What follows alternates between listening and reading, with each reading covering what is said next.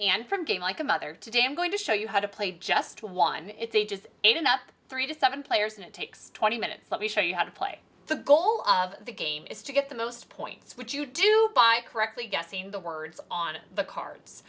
We have set up a 4-player game here, and to start, out of the giant deck of cards, you take 13 and put them off to the side, pick someone to go first, and they put the card up in their easel facing away from them. We'll say that blue is going first.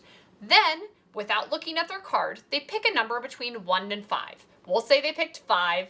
That is the word for this round. So for this round, the other people are trying to get blue to guess the word fork. At this time, they all write down a word on their easel. The players that are not guessing turn their easels towards themselves while they write down one word on it, and then they get to have them face each other and compare while the person who's supposed to be guessing closes their eyes. You cannot do any tricky business at this point. It is just one word you can put on the easels, and they have rules like you can't just write the mystery word differently, you can't do it in a foreign language, or have it be in the same family, like if it was princess, you couldn't write prince. You can't invent a word, like have fark or something like that. And it cannot be a phonetically identical word, so just different versions of two you couldn't write out here. So just pretty clear cut, one word, and then the people giving clues check, and if anybody had the same word written down, if this player of green had written down spoon like purple, then they both would have had to flip their easels down, and this player wouldn't get to see the word. But everybody did a different word. So at this point, the person guessing would get to open their eyes, look around, and they get to do one guess. They get exactly one guess.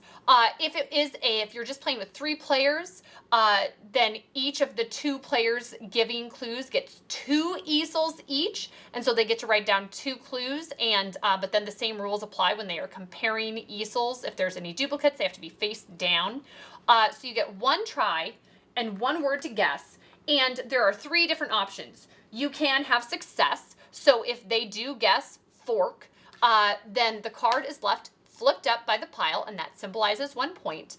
If something happened where they just didn't get it, and they guessed something else and they did not guess the correct word, then this card gets discarded off to the side. They don't get the point for it.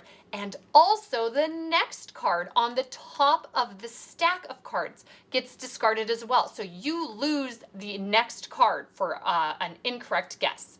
And then the third option is if you just don't have a lot of information, if these 2 had been the same, if they'd been both spoon and all you had was utensil and you didn't want to risk it, you can say pass. And then just this card gets discarded, and the next card is given to the next player, and they get to continue the round. We'll say they guessed correctly and collected the card, and then the person to the left gets to do the next card, and the same process they go through with picking a number between 1 to 5, and you continue until you are out of the 13 cards in your stack, at which point you just consult the chart in the back of the rule book to see what your score is and how you did.